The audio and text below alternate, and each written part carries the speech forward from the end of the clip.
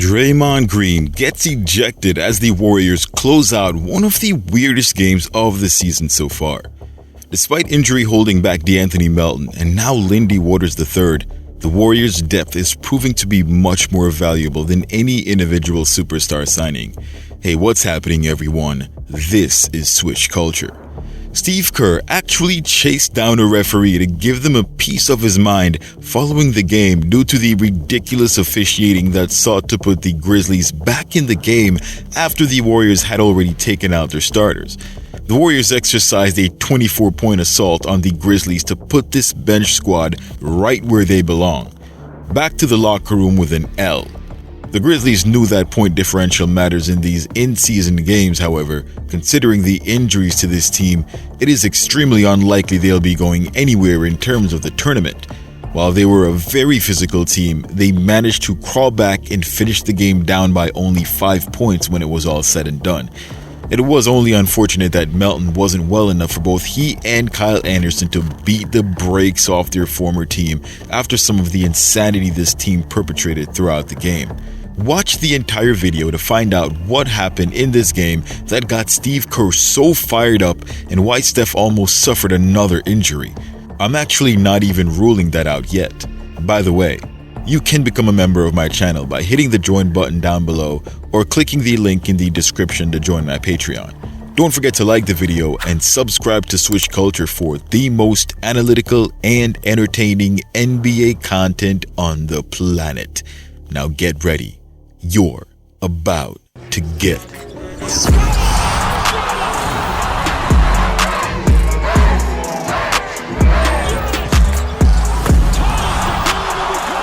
Every time the Warriors have gone 10-2 to start the season, they have gone to the NBA Finals. After beating Memphis, the Warriors are now officially ahead of the Phoenix Suns and second behind only the Oklahoma City Thunder in the Western Conference with you guessed it, a 10-2 record. The Thunder have played one more game than the Warriors, so as long as Golden State wins their next game, they'll be able to stay ahead of the Thunder with their tiebreaker.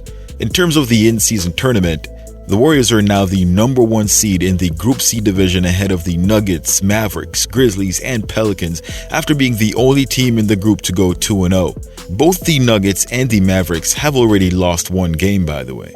The Warriors started with Lindy Waters at the 2-guard spot as Steve Kerr continues to try to find the best player for that position. Now, Steve Kerr had found his starting 2-guard in DeAnthony Melton. However, I've said this before that my biggest concern with putting him in the starting lineup would be his inability to stay healthy.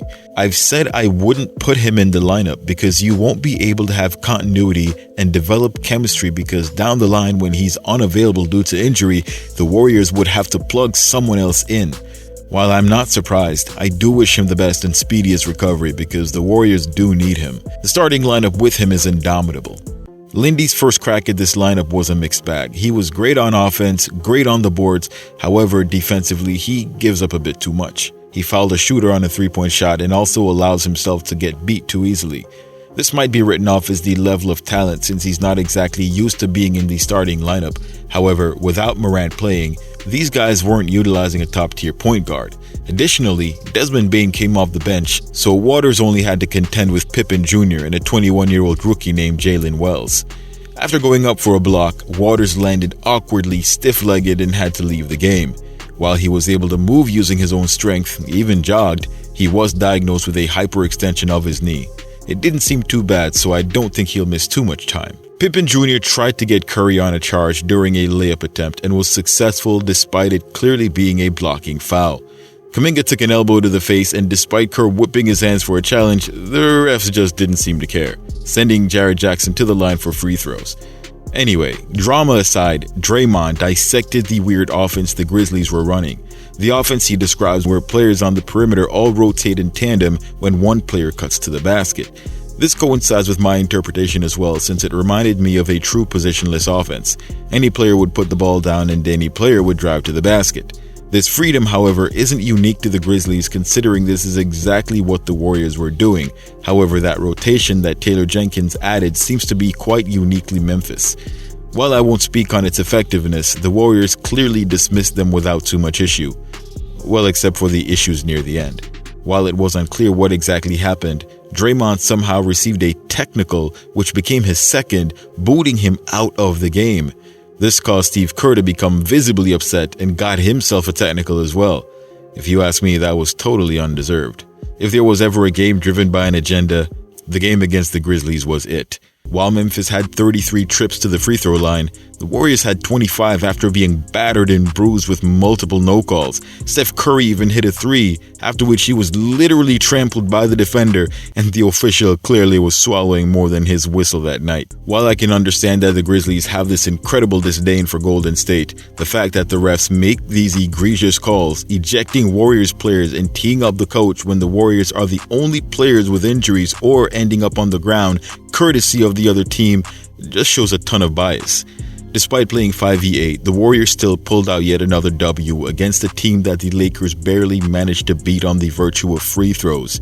In all reality, Bane didn't even get any playing time against LA, so this was a more talented team the Warriors had to face. The best highlight of the night, however, might be the best play of the season. Pods dove into the front row to recover a loose ball and in one swift motion, whipped a pass to Jonathan Kuminga that could not have been more perfect. JK was set up for one of the most incredible fast break highlights, and he did not disappoint. Shades of Stephen Curry and Kevin Durant. Despite the blowout, not one Warrior even sniffed 20 points. However, Hield led the team with 18. While Pods came off the bench, he started the second half in place of Waters III. This has significant meaning behind it because Pods is the only player that hasn't really started at the two-guard spot next to Curry. We've seen Wiggins with Kuminga at the 3, Moody, GP2, Melton, and Waters. Kuminga and Moody are the safest bets. GP2 is too risky as the offense becomes crippled. However, Melton, the best fit, is injured, and Waters, who has potential, might not pan out, although he did open the scoring for the Warriors.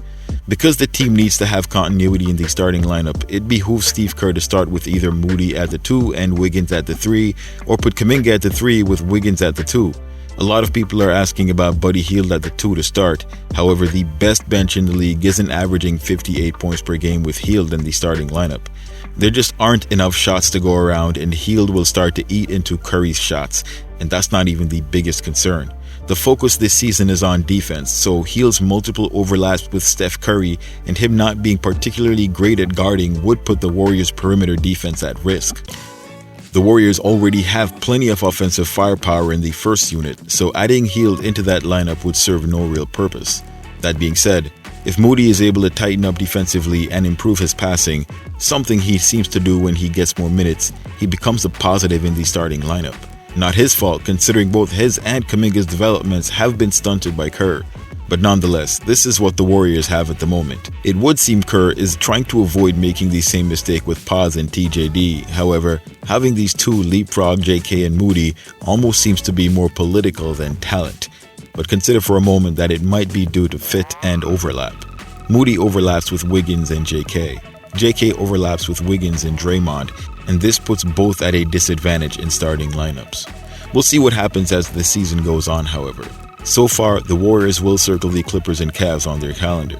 The Thunder might be out for revenge, so circle them too.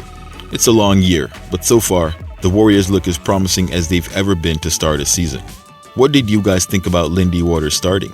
Is it time for Kerr to put Looney into the starting lineup? Know that if he does, Trace is not getting back in unless Loon is injured. Post your thoughts about the team's progress in the comments below. Before that, however, don't forget to like the video, subscribe to the channel, and turn on all your notifications so you don't miss any of my latest uploads. And thanks for watching. Till next time, swish.